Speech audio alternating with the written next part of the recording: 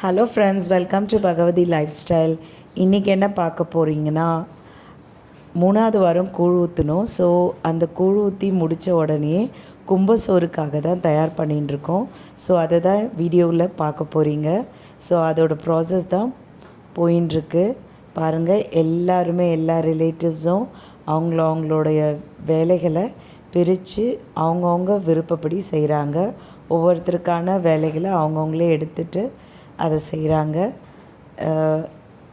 First வந்து மீன் குழம்பு, மீன் வறுவல், சிக்கன் 65, அதுக்கு அடுத்தது மட்டன் குழம்பு, முட்டை, இந்த மாதிரி நிறைய வெரைட்டிஸ் வந்து கும்பசோறில் நாங்கள் சமைச்சு போடுவோம். ஸோ அதுதான் இப்போது நடந்துட்டுருக்கு.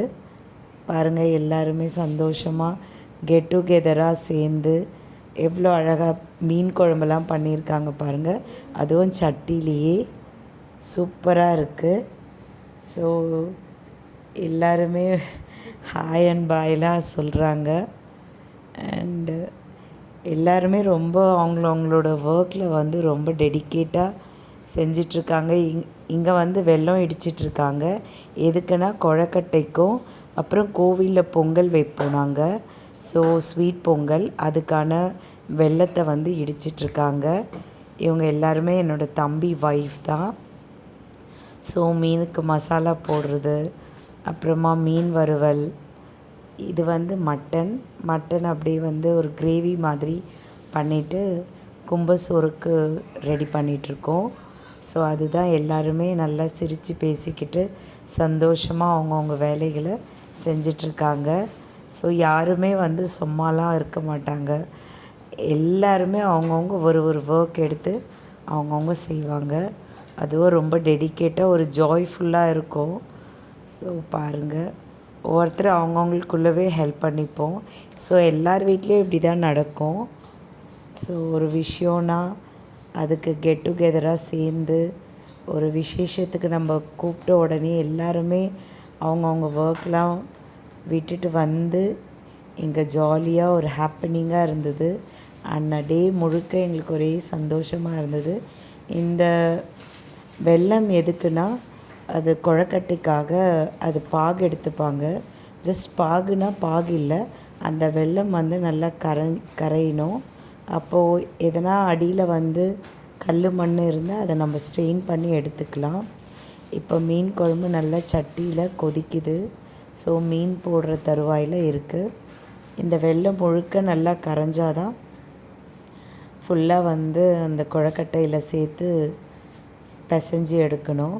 இப்போ ஒரு சின்ன ஒரு கோல்ட் வார் மாதிரி போயின்ட்டுருக்கு. அதாவது வறுவலுக்கு இருக்கிற மீனை எடுத்து குழம்புக்கு போட்டாங்க, குழம்போடைய மீன் எடுத்து வறுவலுக்கு வச்சுட்டாங்க. ஸோ அதுதான் எங்கள் மாமி கேட்டுட்ருக்காங்க, ஏன் இந்த மாதிரிலாம் பண்ணுறீங்க அப்படின்னு சொல்லிட்டு. ஸோ அதுதான் அவங்க எல்லாருமே வந்து ஒரு சும்மா சின்ன ஒரு இது தான். அப்புறமா எல்லாருமே சந்தோஷமாக ஆகிடுவோம். ஸோ அவங்களுக்குள்ளே கேள்வி கேட்டுக்கிறாங்க. அதுதான் அந்த கான்வர்சேஷன் தான் போயின்ட்டுருக்கு. ஸோ உங்கள் வீட்லேயும் இந்த மாதிரிலாம் வந்து நடக்குமா? இந்த மாதிரி ஒரு கெட் டுகெதராக இருக்கும்போது சின்ன சின்ன ஒரு கோல்ட் வார் மாதிரி நடக்கும்.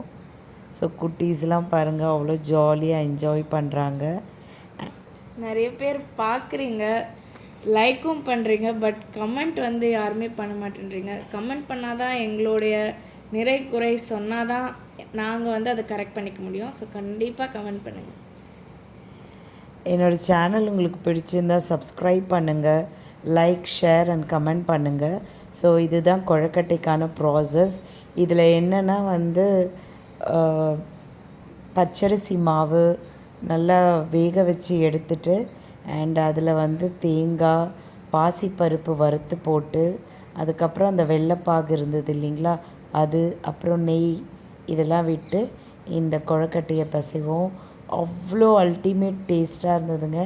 இந்த மாவை அப்படியே எடுத்து சாப்பிடும்போது வேறு லெவல் டேஸ்ட்டு. ஸோ சூப்பராக இருந்ததுங்க இந்த கொழக்கட்டை, அவ்வளோ டேஸ்ட்டாக இருந்தது. அண்ட் அவங்களோட அடியில் வந்து நிறைய மண் இருந்தது அந்த வெல்லத்தில். ஸோ அதெல்லாம் நல்லா ஸ்ட்ரெயின் பண்ணி எடுத்துகிட்டு அப்புறம் இந்த கொழக்கட்டையில் சேர்த்துட்டாங்க. ஸோ இட்லி பாத்திரத்தில் பிடி கொழுக்கட்டை. ஸோ பிடிச்சு பிடிச்சு போடுறாங்க பாருங்கள். இதை வேக வச்சு எடுத்த உடனே வேறு லெவல் டேஸ்ட்டில் இருந்தது. ஸோ திருப்பி அந்த கான்வர்சேஷன் தொடங்கிடுச்சு. ஸோ ஓகே, நான் பண்ணினது தப்பு தான் அப்படின்னு சொல்லிட்டு அவங்களும் அப்பாலஜிஸ் கேட்டாங்க. ஸோ இந்த மாதிரி தான் போயிட்டுருந்தது. அண்ட் அதுக்கு அடுத்தது வந்து நாங்கள் எங்கள் வீட்டுக்கிட்ட இருக்க கோவிலில் வந்து பொங்கல் வைப்போம். ஸோ அங்கே கோவிலில் பொங்கல் வச்சு படைச்சிட்டு அதுக்கப்புறம் வீட்டுக்கு எடுத்துகிட்டு வருவோம். இங்கே எல்லா குட்டீஸும் அவங்கவுங்க பாட்டு பாடி ஒரே டான்ஸ் ஆடிட்டு சந்தோஷமாக ஜாலியாக என்ஜாய் பண்ணிகிட்டு இருந்தாங்க. ஸோ சூப்பராக இருந்ததுங்க. அந்த டே முழுக்க அவ்வளோ ஜாலியாக சூப்பராக இருந்தது. ஸோ இதுதான் போயின்ட்டுருக்கு. எவ்வளோ சந்தோஷமாக இருந்தோம்னா அவ்வளோ சந்தோஷம். சூப்பராக இருந்தது. கூழ் வந்து காலையில் பரபரப்பாக ஊற்றிட்டு இந்த கும்பசோறு போடும்போது அதுக்கான ப்ராசஸ் அவங்கெல்லாம் பண்ணிகிட்ருந்தாங்க. ஸோ குழந்தைங்கள்லாம் அவங்க ஜாலியாக அவங்க என்டர்டைனிங்காக இருந்தாங்க. ஸோ அதுக்கு அடுத்தது நாங்கள் வந்து கோவிலுக்கு போகிறதுக்கான ப்ராசஸ் வந்து ரெடி பண்ணிகிட்ருந்தோம். ஏன்னா பக்கத்துலேயே இருக்குது கோவில். ஸோ அம்மன் கோவில் நான் ஏற்கனவே உங்களுக்கு சொல்லியிருக்கேன், வேம்பலி அம்மன் கோவிலுக்கு நாங்கள் போவோம்னு சொல்லிட்டு. ஸோ அங்கே போய் பொங்கல் வச்சு படைப்போம். இது என்னோடய தம்பி.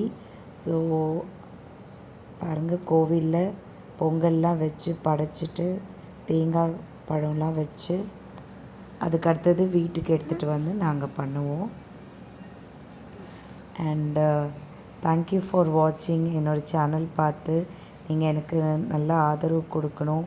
அண்ட் என்னோடய சேனலை சப்ஸ்கிரைப் பண்ணி லைக் அண்ட் ஷேர் பண்ணணும். முக்கியமாக கமெண்ட்டும் பண்ணணும். அண்ட் இவ்வளோ நேரம் என்னோடய வீடியோவை பொறுமையாக பார்த்ததுக்கு நன்றி. Thank you so much. அண்ட் எங்கள் வீட்டுக்கிட்ட இருக்க வேம்பலி அம்மன்